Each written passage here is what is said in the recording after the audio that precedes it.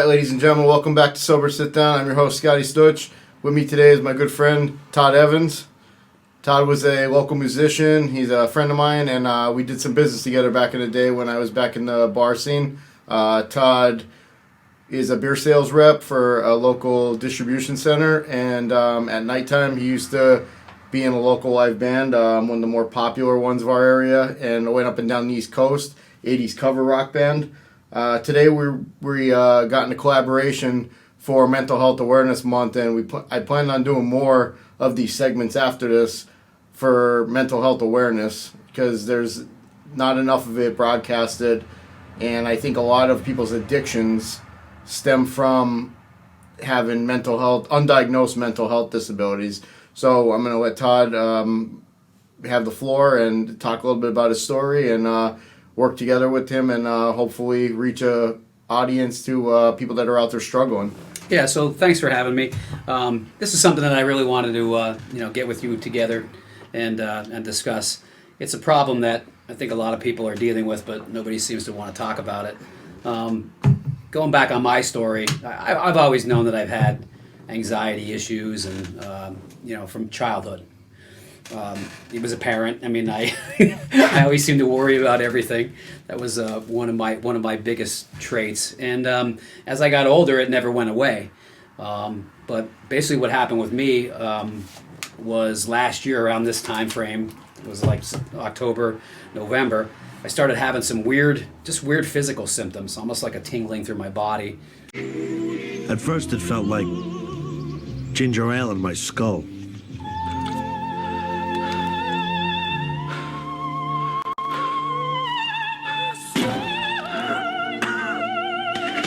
Well, you all right? I gotta go. What's the matter? Nothing. Just, I feel hot.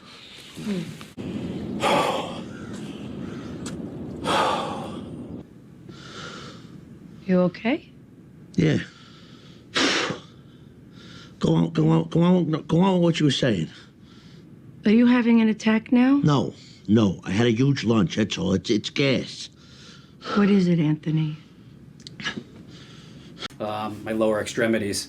And of course, I went to the doctor. I had all kind of tests done, and blood tests, and I ran the gamut of tests, and everything seemed to be coming back okay, but I was still having those symptoms. So as a person that has anxiety and worry, you tend to over-exaggerate things, and I ended up going on Google and checking all my symptoms, and thinking I was dying, and I ran the gamut from Lyme's disease to MS to ALS, and didn't have any kind of answers, and I literally sunk myself into this deep hole, which I've never experienced in my life. I said I've always had anxiety issues, and I've always realized I had issues with that as well, but I never really had the depression part of the mental health issue.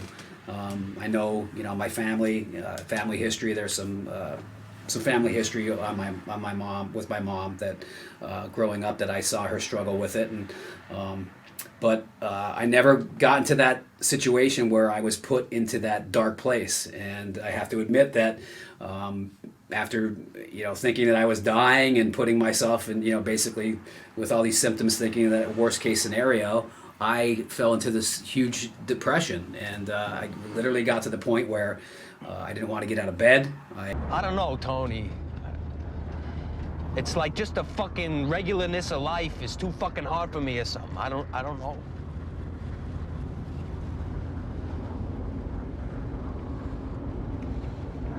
Look at you. I bet you're sleeping all the time, right? It's the only thing I still enjoy.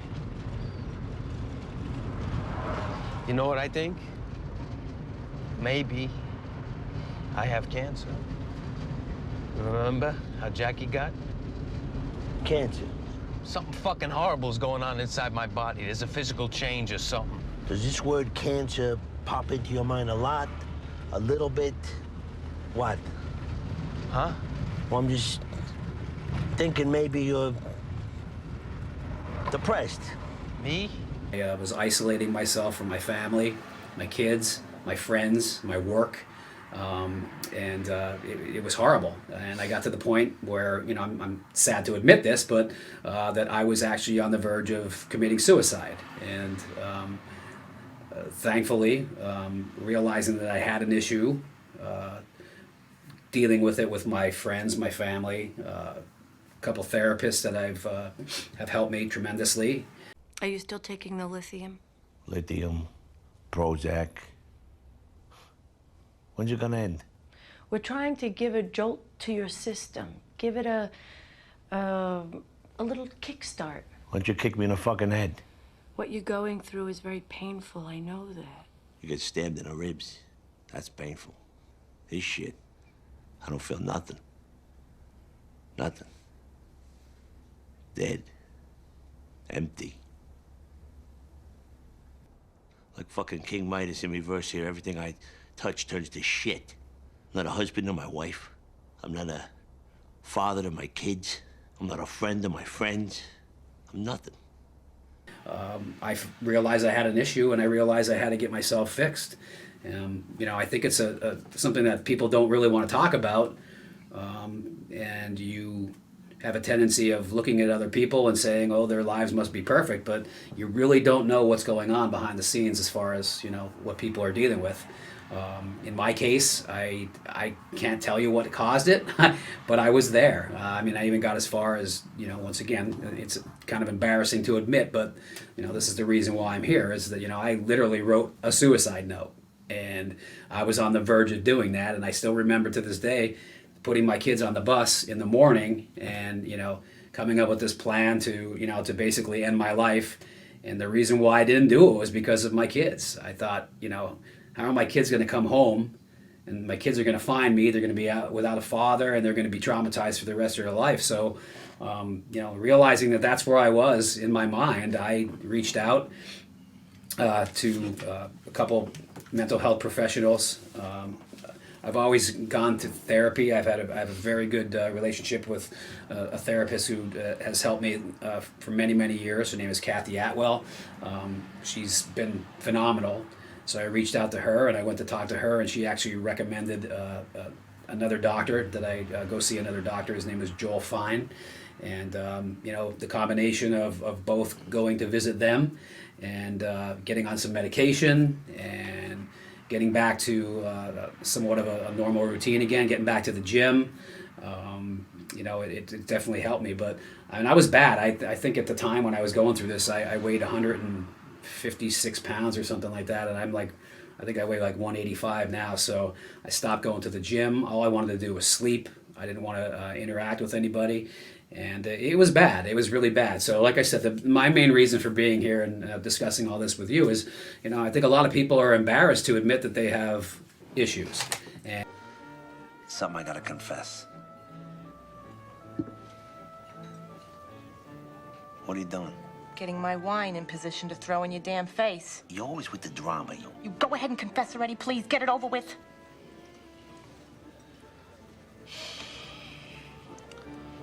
I'm on Prozac. And, you know, I mean, I say this all the time. We all have issues. We just don't know, you know, what other people are dealing with. And your perception of other people, you know, from the outside looking in, always looks like, oh man, they have everything that they want. And there's a lot of people that are struggling. And they, you know, I think us getting together and talking about this shed light on this situation. There's a lot of people that are dealing with the same situation that I was. Well, you know, there's a lot I want to grasp before we go any further, because there's a lot in that little realm that you just discussed that you know, that I can, you know, relate to with you. You know, number one is you know, knowing you and knowing me. I think why we got along so good all these years was we're both very high energy type of people. Right. Everybody, you know, we're always, and this is one thing I want to express to the audience is if somebody's smiling, you know, that doesn't always mean that they're filled with happiness and joy. Like, me and you always have, like, some people will say to me, like, Scott, you always got that grin on. And I'm like, well, don't mistake, because sometimes I'm just trying not to rip somebody's head off. Right. Or, like, sometimes I'm just trying to get through the day. Like, some people can put on that fake smile every day, go to work, and then all of a sudden one day they're like, oh, my God, did you hear about so-and-so? And, like, they're gone, and they're like, what happened? Oh, he was struggling with depression for a while, and it just they ended themselves. And honestly, Scott, like for many years, I mean, I'm 50 years old. I think a combination of the fact that I turned 50 last year, and I just started having these physical symptoms. It just kind of put me in a spiral, dealing with some anxiety and the typical day-to-day anxiety, money worries, and the things that you worry about every day. I don't care who you are. The stress of running your kids around, and it catches up to you. But over the years, I mean, I've not necessarily really good friends, but I've known a lot of people that have committed suicide, and and even you go on the news and newspaper and you see people, these rock stars and these actors and actresses that kill themselves, and you question, like, how bad could it have been for somebody to get that way? And and growing up, like I said, I never dealt with the depression side of it. I always dealt with the anxiety side of it. So you question, you look at, from the outside looking in, it's the perception thing. You look at them and you say, they have everything. Why would they do that? Well, recently, after I went through my spell, I lost probably 2 or 3 people that I know that committed suicide. And it's the same thing. You look at their life and you say, man, they had everything. Why would they do this? I can tell you that your mind is an extremely powerful weapon. And if it could turn against you. I mean, and I think that's what happened to me. I think I started researching all my physical symptoms, and then all of a sudden I started thinking, again, Todd's pattern, worst case scenario, and I was thinking I was dying, and I'm going to leave my family, and I'm going to leave my kids without a father. And to your point, I think the last time we were talking, you said, but yet on the other side of the coin, you were talking about ending your life, and you were going to leave your kids and and your wife without the father figure and the husband in their lives. So again, it's just you just don't understand what people are going through, and to your point, it's I think it's a lot more common than we think it is, than people actually know and actually want to discuss. For me, I feel a lot better discussing it. When I go to therapy and I talk to people, I love it. I mean, I feel so much better when I go, because I realize that I'm not the only one that's dealing with this. Well, it's anybody that would ever talk ill about us bringing mental health to light and sharing our stories, they're pieces of shit. I mean, there's no nicer way to put it. I mean, they obviously have some issues that they need to fix for themselves. I don't know if they're spiritually sick or what. There's some really sick people out there. They like hearing stories like this. Like, yeah, he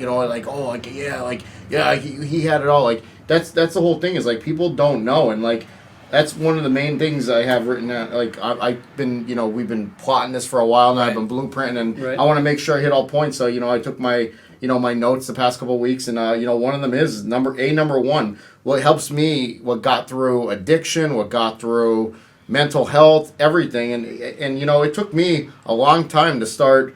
Never judge people based off assumptions or perceptions. Sure. People see people, they got the nice house in the development, they got the brand new vehicle they lease every couple of years, yep. They got a solid career, but that might not be what that makes that person happy. Correct. And that's the problem, is we compare too much to what we don't have rather than what we do have. And I think the fact that social media is so powerful now, I mean, you cannot help but see the facade of some people's lives. You see they're going on vacations and they're doing this and they're doing that, and you can only I guess it's human nature to compare yourself. And I believe that helps with self-esteem for some people, because some people are just so insecure in self-esteem that social media made people more relevant. And I mean, I'm guilty as charged. I put a lot of my business up on social media, but you know what, like, a lot of my social media came in from when I was in the business back in the day in the bar scene, and as were you in the band scene. I mean, that was the biggest promotional tool going. I mean, we free advertisement. I mean, I remember back in the day we used to pay for ads in the newspaper to or we'd get our schedule cards printed up and spend all this money advertising where we were playing. And then social media came along, and it was like instant. Like you put a message on Facebook, hey, we're playing, and you didn't have to pay anything, and we'd have hundreds of people coming to see us play. So, but to your point, there's good things and there's bad things about it. But I can tell you that I think it's much different now today for people going through what they're going through than it was back in the day. What I think it's good too is like when you link up with people that went through it too. Like there's so many people I used to go out clubbing with back in the day, and I mean like you we knew each other from multiple aspects. I mean, you used to see me out in my heyday. Right. I'd see you out playing in the bands. Right. You'd see me during the day. You were a beer sales rep to me and my father's establishment. We'd link up during the day. You'd pop in once in a while, Right. and then we'd see each other at boxing. We'd see each other at the gym. So we were always bumping into one another. Right. And little do we know, even throughout all those years, it was just up until recently. I mean, we've known each other probably almost close to 20 years. It's been just recently that we both expressed to one another that we had underlying mental health disorders. Absolutely. Neither one of us knew either one of Right. us struggled with Right. it. Right. And it's crazy because, like, that famous phrase, like, when people hear about, Mr. Smith who, was living in development, had the brand new house, nice college degree, career landing opportunity, and then, he does something to himself and self-harm, everybody's that famous phrase, I had no idea. Correct. Because you were judging him based upon assumptions and perceptions. Correct. Because you thought they had everything, but they didn't. Like, nobody knows, they see their boss come to work every day in the Mercedes, and, he walks in and, maybe he might be a prick or he might be a nice guy. I don't know, but nobody knows. He might be leaving work every day and having to drive his kid down to, and for the worldwide audience that is watching on YouTube, I'm going to say, the guy might be taking his kid down to Danville Hospital. Danville is a very Hospital. very well-known children's hospital, around here. Nobody knows what people's business got outside of what they got, because not a lot of people share. They don't want to share their dirty laundry, and you fall into this trap, especially when you're down, of comparing yourself to the people that have it better than you, which you portray have it better than you, but nobody compares to somebody that has it worse to them. And that's where you got to find that balance, is like some of that stuff you start learning is a lot of it's irrelevant. And one thing that I learned about that worrying for no reason, because that worrying for no reason used to push me to drink, because it would set me into a place that my anxiety would get so high that I would start getting the jitters, and I'd be like, well, my mentality is, I just need a drink. It's Friday. Yeah, I still struggle with that, Scott. I worry about everything. I mean, I think that's just the way I'm wired. I don't think I'm ever going to not have that in my life, and I just have to try to find ways, to cope with it and deal with it. To your point, we're very active. So my routine, I'm very strict in my routine. I get up at 4:30 in the morning and try to work out. And when I don't go, I actually feel worse. My day seems like it's off when I don't follow through with just doing the basic things every day that I've been doing. And again, for me, it's staying active. It's medication. I finally got on the right medication. It's talk therapy. I can't say enough about that. Talk therapy to me is when I walk out of that room after that hour of spending with my therapist, I feel so much better. And there's times I actually I book an appointment and I look at the calendar and it's like, I can't wait till I go the next time, and that's the way I feel. And I used to be embarrassed to express to anybody that I go to therapy, because as a man, some people look at it as a sign of weakness. I don't anymore. I look at it as a sign of, I want to get myself fixed. I want to be a better person for not only myself, but for my family, for my kids, for my wife, for my friends, my coworkers. So that's my objective right now, is to just try to be able to handle the everyday worry and the anxiety, and just try to push through it. Well, worrying, I believe, will distract you from reality. So you lose touch with what's going on around you. So, like, for retrospect, like, I caught myself so many times, especially with financial difficulties, and that's something that, people need to understand, is like, yeah, it's nice to have all that fun stuff and everything like that, but if you can't afford it, I mean, don't kill yourself. Financial stress can put anybody over the edge. And I've noticed myself when I was dealing with financial stress, which everybody deals with it day to day. I mean, I'm not saying that I'm debt free and I'm sitting here, with an 800 credit score. That's far from the truth. The thing is don't let it take you. Don't worry and dwell on it. Like, how am I going to pay this bill next week? And here's you on the weekend with your kids and your wife or your children, your family, and they're trying, you have a day off of work and you're trying to spend quality time with your family, but you're they're like a shell, but mentally, your mind is somewhere else. You're not there focusing on the good times, and then not only does that lead you into a worse situation because now you go back to work on Monday, you're regretting that you didn't make the best of the good time. And again, I'm the first one to admit I struggle with that every day. To this day, I struggle with it. I'm not saying that I went through my spell and now I'm 100%. I'm fixed. I'm not fixed. I have to continue, to keep the pattern of of medication, talk therapy, exercise. I mean, that's what I'm trying to use to combat this everyday issue that I have in my life. And again, I think it's so common. It's just people, especially guys, are afraid to talk about it. And I'm hoping that by us coming and discussing this, and again, I'm not Johnny Rockstar. I mean, I was in a band for 28 years. We were very successful. I was the guy at the center stage. Always with the smile on his face and the center of attention. But I struggled, and people probably look at that and say, "There's no way that guy had depression." And he's jumping around and entertaining people for 20 some years, but I dealt with it. And again, I think that by me coming forward and discussing my issues, just like yourself, that we all have issues. It's just a matter of do we want to deal with them or do we not want to deal with them? And my life is too important for me to just give up. And I have a great family, great friends, and I said I made a promise to myself to just every day just try to be a better person and try to to be the best that I can. Well, Todd, I mean, just like me, I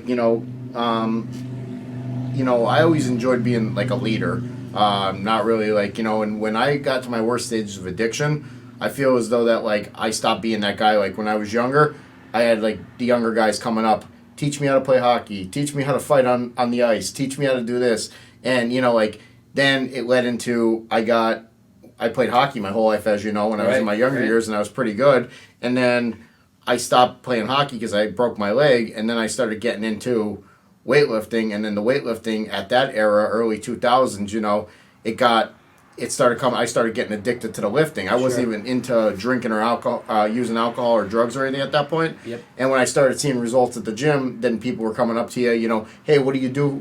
How do you live? The younger kids, and I always enjoyed helping others, but then I got distracted because then I started looking up to the guys that were in better shape than I was. They were into the club scene. Yep. We started going into the club scene. It came with beautiful women.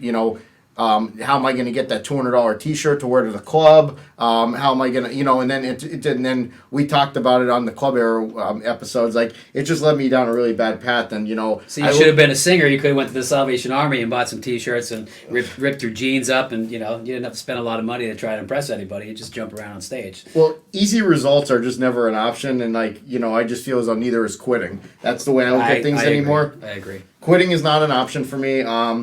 Honestly, what gets me through the day with the constant worry, and there's been so many times, and I know everybody that's listening right now that struggled with mental health had a situation that was coming up, and it was a couple days beforehand, and you start with the premeditation. You start sitting there and playing God or whoever it is you believe in that's a higher power. You start playing God, and you start predicting these catastrophic events that they did not even take place.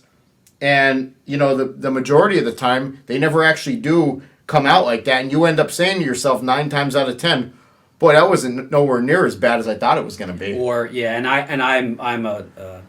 I'm guilty of that. I spend a lot of time worrying about things that don't happen. And I think we talked about it the last time. I said my dad always said 99% of the things that you worry about don't happen.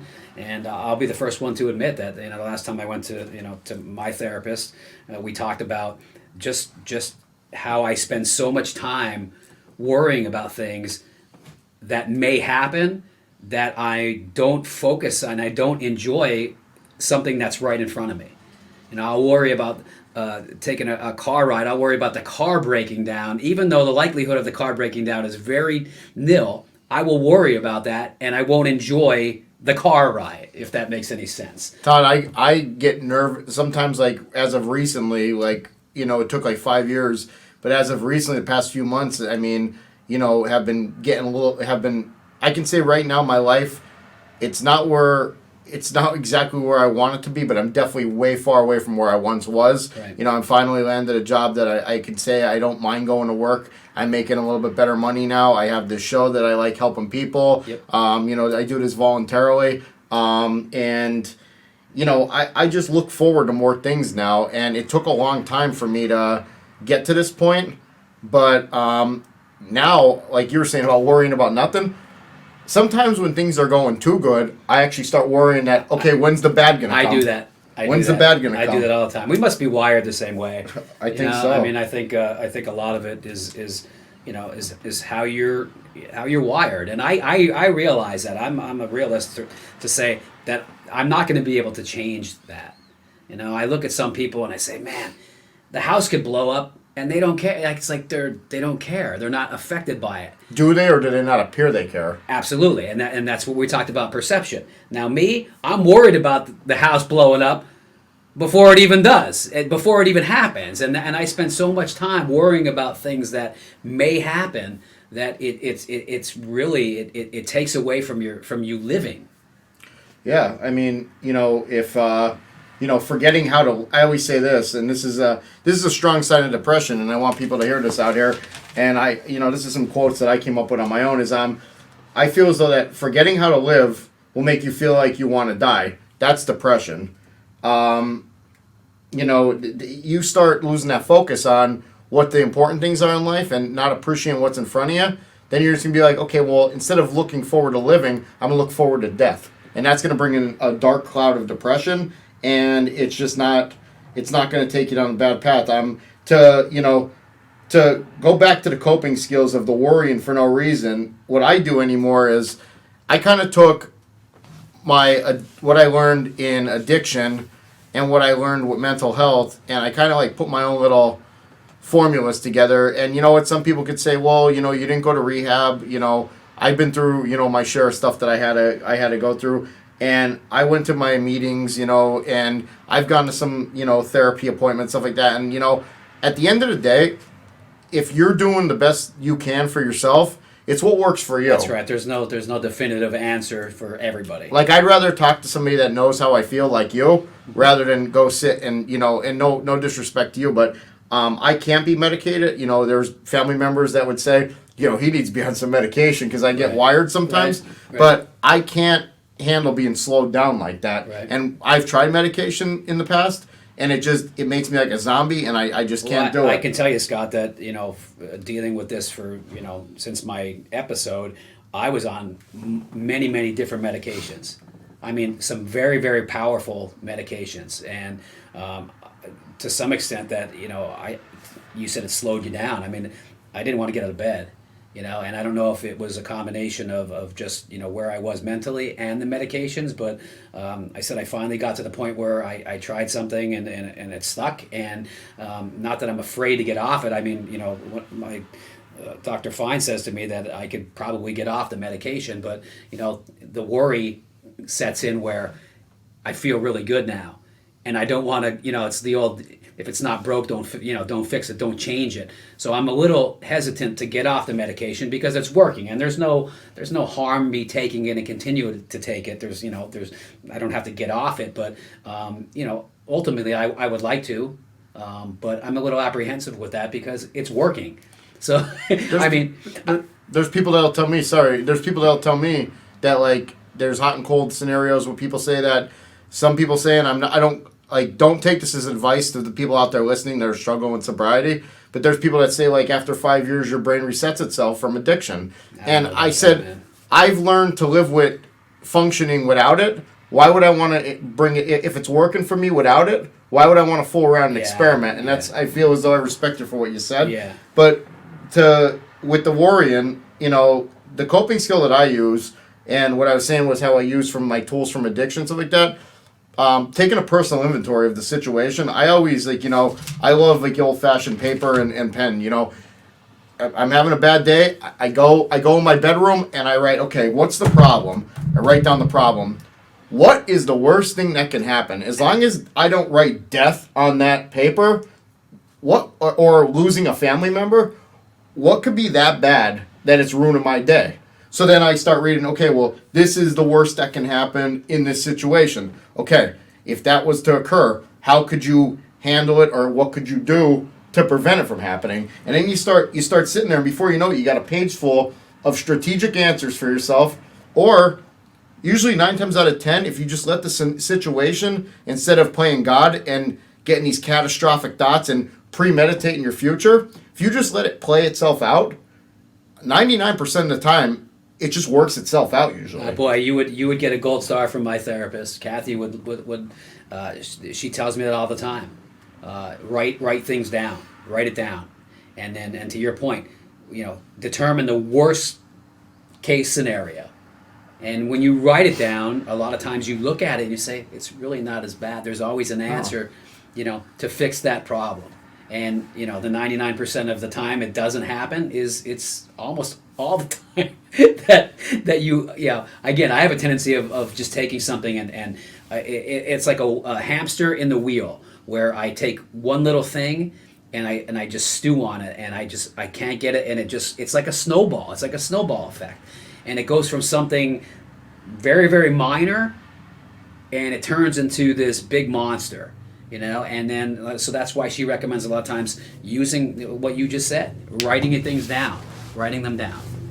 Well, I used to mistake my anxiety, like I told you, I'd get the jitters, and like when I was in my younger years, and this is where I believe that I'm still on the fence. I mean, I've never talked to any professionals about this, but I'm still on the fence if I even actually, it's a known fact. I mean, people see me in action when I used to drink and, do other things and stuff, and it was like, I obviously had a problem. I couldn't stop once I started. One day turned into the next. But what stemmed from me feeding into that was, giving into my anxiety. My brain would tell me, my brain would actually envision when I'd start getting jittery or start getting worried and all that stuff, my brain would start sending shockwaves and making me premeditate how I would feel just after 1 or 2 drinks. You get that calm, relaxed feeling, but it would never end up like that. Right. My brain was playing tricks on me because it knew once it, so they say if you have real bad anxiety problems and you're trying to use alcohol to put that anxiety out, that's like trying to put out a fire with gasoline rather than water or some sort of fire extinguisher. So what it would do is it would intensify my anxiety to the point that now I'm on a binge, I'm on a bender for a couple of days straight, and then it would turn in from anxiety to a blackout state for a couple of days, and then it would be depression for 3 or 4 days. Right. Then all those shortcomings would go away. I'd be right back at it 3-4 days later, and I would call it the vicious cycle. And I could tell you that, like, you just talked about anxiety and physical symptoms. Like, when I first started going to discuss my situation, my depression, and when I got into that hole, it stemmed from physical symptoms. And I thought the physical symptoms were because there was something wrong with me, but it turns out the physical symptoms were caused from the anxiety and the mental issues that I was having. I was getting almost like you were talking about, like the shakes, and I was getting like a tingling down through my leg. And I thought there was something wrong with me. As you know, like about, 14 years ago, I had a spinal tumor.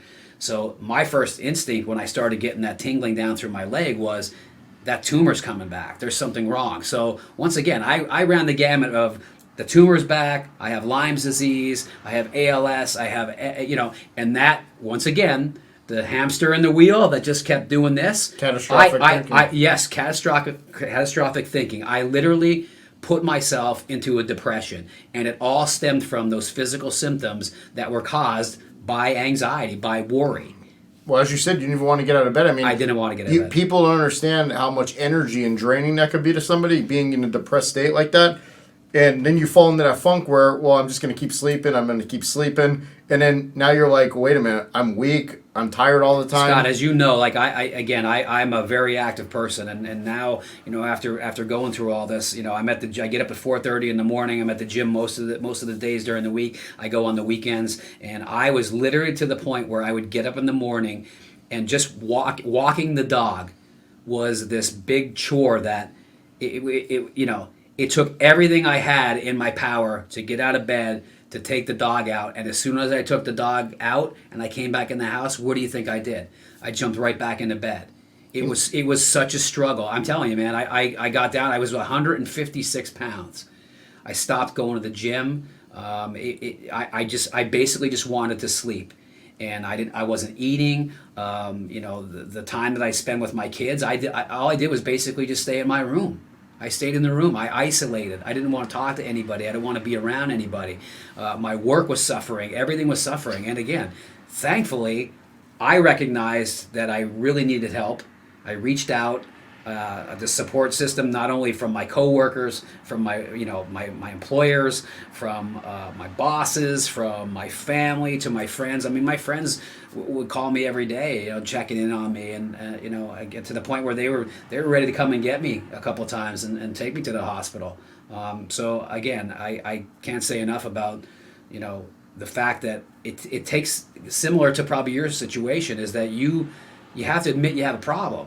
I know that sounds so cliche that you have to first recognize that you have a problem, but I did, and if I didn't, Scott, I probably wouldn't be here. Well, because everybody can tell you need help, you need help, you need help, but if you're not ready to get the help, you'll never succeed. And you know what? I don't know, if you can actually timeline it, maybe something was going on in your life that actually got you to that point. I feel as though that, like we were talking, always high energy, stuff like that. I know that my alcoholism really took course and took flight as I got older, and I came to a crossroads in my early 20s where it was started partying, started getting into the game. So I wasn't playing hockey no more, which used to help me with my anxiety, my depression, because it was an outlet. Yeah, I was really good at hockey. I'm not being boastful. I had a reputation. I was really good in hockey. People looked up to me, so that boosts and people can call it egotistical all they want, but who doesn't like getting commended for doing good stuff? I mean, and it's funny that you said that, because I think it was a combination of multiple things for me. I turned 50, right? I wasn't in the band anymore. And to your point, that the band for me was always an outlet. I released energy by going up on stage. That was a part of it. Coupled with, I lost both of my parents. And I think that was a very big thing. I don't think I ever really mourned the way I was supposed to, or grieved the way I was supposed to. My dad passed away, and dealing with all the legal stuff that goes on, and then years later we redid the house, and it's just life, right? And then I lose my mother. My mother passes away, and I don't think I ever really kind of dealt with it, the way that I should have. And I think it was just a combination of everything that led me to where to put me in that dark place. Yeah, I mean, my mother, as you know, she passed away in 2011. She was only 48. Yeah. That took a big toll on me. Already at that point, I was there about 5-6 years already. I was done with hockey. I was done boxing. I was done with all the stuff that was positive in my life. Sure. I came to a point in my life where I had to work, and my free time, if you're working 16-hour days, 15-hour days, as you know, I was starting my own business and stuff like that. And then when I lost my business, I had to start over because I was supporting a family. Right. And I thought I was going to be in the family business like my father my whole life. So I really didn't pre-plan for the worst. So when I lost my business and it was time for me to grow up because I had a kid, right, and I had to start out at jobs that were paying minimal income or minimum wage, I was working 2 full-time jobs minimum wage. And, when you're working 90, 100 hours a week between 2 jobs and all your paychecks are going back out the door for bills, it gets depressing. Yeah, sure. So, what I can say about that is, I never gave up on myself. I started small, I dreamt big, but it was a constant haul. I more or less, I invented this thing I call the quicksand method. Mm-hmm. If you get stuck in quicksand, are you going to allow yourself to keep sinking, or are you going to find yourself a way out? And I realized at that point, nobody cared. See, if your father can't pay the rent, go with Mickey Mantle, see what he tells you. Mickey Mantle don't care about you, so why should you care about him? Nobody cares. You can talk to anybody you want about financial problems, hey, poor me, but nobody cared. Nobody was going to come to me, no matter how many people I talked to down the gym that had good jobs, thinking if I was throwing hints out, they were just going to offer me in a box, Scott, here's your job Monday through Friday, 9 to 5. You're going to make $100,000 a year because you're entitled to it. I had to go out and earn it. There was nothing the past 6-7 years of me working countless hours to give a decent life for my family. Mm-hmm. I had to look, and I had to, look at that light that was like a pinhole in the beginning that I was like, I always said to myself up until recently, I was saying to myself, when is life going to get better? When is life going to get better? When is life going to get better? When am I going to stop struggling? And then one day it just, you never think it's going to happen. Then one day, bang, your life's exactly where you want it. Right. And it's because I kept showing up, and I feel as though hard times build strength. I agree with You that. have to go through hard times in order to be a strong person. Anybody that's given something, usually you'll end up losing it. Or some people are lucky and they live that Cinderella story lifestyle. But, we can't judge because of their blessings versus right. what we portray that they have everything. Right. They may have a bad marriage. They may have a bad home life that, they're sneaking, they're going home and drinking a bottle of vodka every night. Nobody knows, and going back to the worrying thing of it, another method that I came up with was, when your tires get all out of whack on your car and you're driving all over the place, you get your car aligned. Well, I do right now what I call is self-alignment, which, when you start worrying about that crazy stuff, I take a deep breath, I try and just do a self-alignment on myself. I let the situation play itself out. I stop comparing myself if this pertains to the situation. I stop comparing myself to those who appear that have it better than me and realize that there's a lot of people out there that have it worse than me in this situation. I stop with my pessimistic behaviors and I become more optimistic. Not looking at, that water bottle's half full or half empty. We're wired the same, man. You sound like I wrote that. And lastly is I'm done beating myself up about stuff that's out of my control. Like I said, worrying about paying a bill on Tuesday and it's Friday and you got the weekend to be with your family. Focus on your family. Focus on your friends. Like if you're having an off day, keep it an off day. And I always say I'm going to create memories and not regrets. Maximum effort, maximum return. Yep. So, as long as you keep showing up and you're doing everything you can, life will get better. Like, I got some people, including myself, when I first got sober, first 2 months, I wanted my life to just be back on track. None of that stuff that I did the past 10 years, 11 years when I was an addict, I thought, that after a month or two, things should just go to normal. I should land the career-landing job of my dreams. I should have a good home life. I should, everybody should trust me.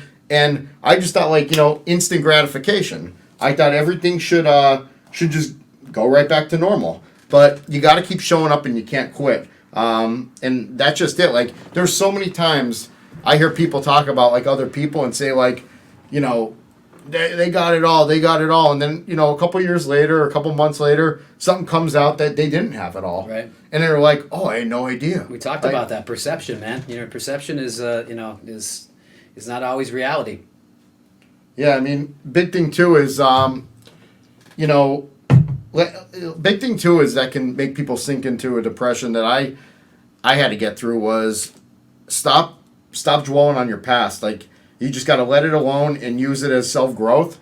I know so many people that, including my father, my father, Yeah. started over at 61 years old. Yeah. You got to admire somebody like that. He was his own business owner for 37 years. Yep. And then, situations occurred and he's now more happier than he ever was. Right. And he wakes up, he goes to work, he works for somebody else. Right. And he's happy. He has more freedom. He's doing what he has to do. And, like that.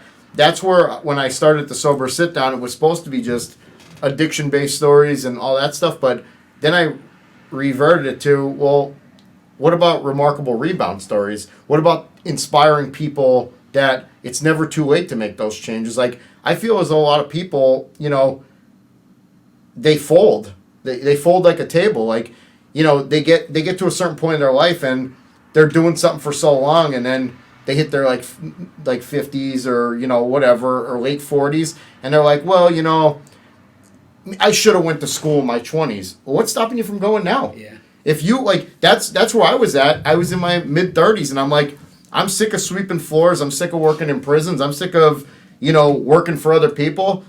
Screw it. I'm gonna go get my CDL. I went and got my CDL. I'm like making better money, but I'm not happy with what I'm doing. So now I'm gonna start thinking about, how could I make better money and not have to, be all over the country. You know what I mean? And spend time with your family. It's a balance, man. It's, you know. But you got to stay hungry and you got to stay motivated. And you can't, like, the 5 things that you need to not do is, number 1, don't live within the past, what we just talked about. Number 2 is a big one. Do not have self-pity for yourself. If you fall in the trap of self-pity, people get so sick of hearing you complain about yourself. Like, you know, there's been times I was guilty as charged, calling friends and family, thinking they cared, and I'm sitting there whining about my situation. And I'm like thinking to myself, like, you know, like at first, like when I used to do it, I'm like, you know, like, yeah, I'm just venting. But eventually, like, people stop picking up the phone. I don't want to hear this crybaby. They don't want to hear the same story over and over. Number 3 is, you know, negativity. Don't surround yourself with negativity. I mean, if people, places, and things have to change, like they say in sobriety, if you're around negative people, if certain places are going to make you do negative things, you know, get away from it. Don't be around it. Hang out with positive people. Be around people that are going to bring you up, not bring you down. Right. Number 4 is don't have hatred towards others based upon perception and assumption. Don't be like, oh, well, that guy's grandfather started a business and his family, you know, just kept, you know, his grandfather left to his father left to him. Good for them. Don't have hatred towards people like that, because I believe in karma, and I think that just brings a bad energy towards you. And that's another thing too, the perception of somebody, you know, in that situation where they, you know, their family has a business and people don't understand that these people that they're not just handed everything, they work. You know, I'm sure there's some instances where people, you know, do take advantage of it, but I think the majority of the people, they want to earn people's respect. I've been there before. I mean, it's a lot of pressure. People be like, oh, I want to be my own boss. I want to own my own company. Yeah, I mean, if you have a successful one, yeah, congratulations. I mean, but people don't understand that, like, owning a business is not a 40-hour-a-week job. Right. Like, even if somebody has $1 million company, they got to worry every day how that company is going to keep going the rest of their life. Especially when they have employees depending on, you know, that they're supporting their livelihoods. And the last thing on the 5th things of, you know, you need to not do is, you know, don't be jealous of other people. Like, jealousy is just like hatred's cousin. And I just feel like when you're jealous of other people, you're losing focus on yourself. Like, if you want that other person's life, go out and earn it. Go out and get it. Yeah, do it. Figure out how you can get to that point rather than hating on other people and being jealous of other people. Find out how you can get to that level and make something out of yourself. Yeah. You know, sitting around jealous thinking that, like, some people, you know, they think they're going to hit that winning lottery ticket. Like, somebody's just going to call them on a sweepstake, and they'll be like, hey, I got the job of your dreams waiting for you. But you don't have to go to college. You don't have to do nothing to get it. It's just waiting here for you. And it's 99% of the time that's never going to happen. Won't happen. Never going to happen. You have to keep showing up. You got to work hard and, you know, overstack your plate. I mean, a guy with me and you, like, higher anxiety, like, overstack your plate. Take yourself to the point of exhaustion, but also have that balance where you're still a good family man, you know? Yeah. Make the best out of a bad situation.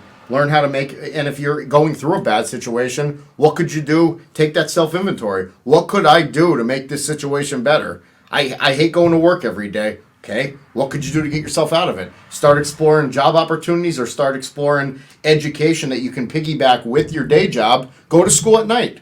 Do something that's going to get you out of that situation. Right. Don't stick with it and live miserable the rest of your life. Don't fold.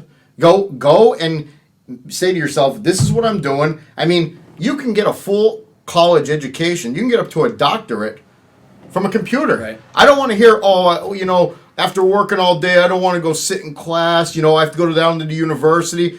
You can literally go home, eat dinner, and log into your computer and get an 8-year degree from sitting in your house. And not have to go anywhere. Yep. So those excuses, like, don't get involved in those traps of, you know, getting those excuses for yourself and that just once again takes you back to the self-pity. Yep. Stop feeling sorry for yourself. Yep. Nobody cares. You want to make your life better. You want to make your life better. Go out and make it better. Yep. You know, and like I said, just, you know, my best thing for anxiety and for you too, what your anxiety is, we both agree is you got to stay busy. Yeah. You got to stay busy. You got to stay motivated, and that's just it. And a routine. We talk about that. We're both, you know, we're routine guys. You know, to the point sometimes where when my routine gets upset, I feel off. But you know, to your point, just keeping busy is very, very. It's the key to my anxiety control. Yeah, I mean, one advice I can give people too is, getting that pen and paper and, doing weekly short-term, long-term goals for yourself. Hold yourself accountable.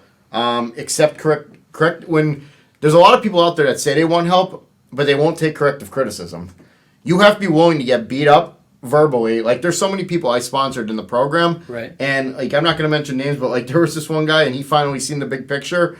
And so many times I'd call him out on his BS, and he'd be like, well, if you say so, always, like, blaming other people, Right, like family right. members, like, well, this person did that, and and then I would break it down to him, like, this is your fault.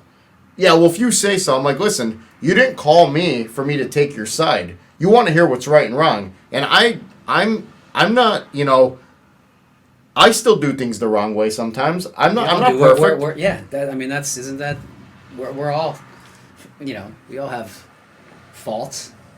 Yeah, and I mean, back to that list, like, find out what's making you mad, sad, depressed, and try and eliminate them out of your life. Or what could you do to make it better? Like, you might be depressed because your marriage is in a funk. What could you do to make your marriage better? Like, Right. what, like, maybe you're depressed because you're not spending enough time with your kids. Well, make that time for your kids. Right. Like, what could you do? Write it down on a piece of paper. Like, what are the possibilities of what I can do to make my life better? But if you make that list and you don't hold yourself accountable from trying what you think would be the best solutions to your problems, it's like throwing money out the window when you're driving. Yeah, it sure is. It sure is. I think ultimately, for all of us, it's we're all responsible for our own lives. We could sit here, we could blame our parents, we could blame, our childhood, we could blame everybody. But ultimately, as you said, I mean, you have to be responsible for your own life. And you could either quit or you could push ahead and you could try to, ultimately become a better person and learn from your mistakes and your past. And again, we're human. We all make mistakes and, we all have issues. So I think ultimately, the big reason why I wanted to come and talk to you was just to let people know that, everybody experiences it. And I think it's very important to just acknowledge the fact that if you have mental health issues, anxiety, depression, and you get to that point where I was, and you get in that black hole where, you don't even want to get out of bed and you're seriously considering about ending your life, I think it's very important that you reach out for help. Friends, family, anybody. You have to talk about it. That's the only way it's going to get better. And like me and you discussed earlier, we're working on a platform right now here at the Sober Sitdown. It's going to be www.sobersitdown.com. And we're going to offer on our page where you can actually book one-on-one Zoom meetings with somebody like ourselves. We're not psychologists. We just live through it and can talk about it. Right. And, right. It's sometimes you can get better advice from somebody that went through or is going through what you went through, and you have that one-on-one with somebody. We're going to offer that here at the Sober Sit Down to people that, want to volunteer, people that need help. That's what this is all about. This Sober Sit Down's here to help other people get through problems, because I learned that, it's not worth it to go through life miserably. And if I have to speak loud about what I had to go through in order to make my life a little bit better, then you know what? I want people to know that, you're driving to work every day miserable in that same job that you're like, well, this is it for me. Like, it doesn't have to be. Right. There's so many times, like, I would get into a new job and somebody would be like, hey, how's the new job going? I couldn't let it sit in that, like, this is going to be me the next 30 years. Right.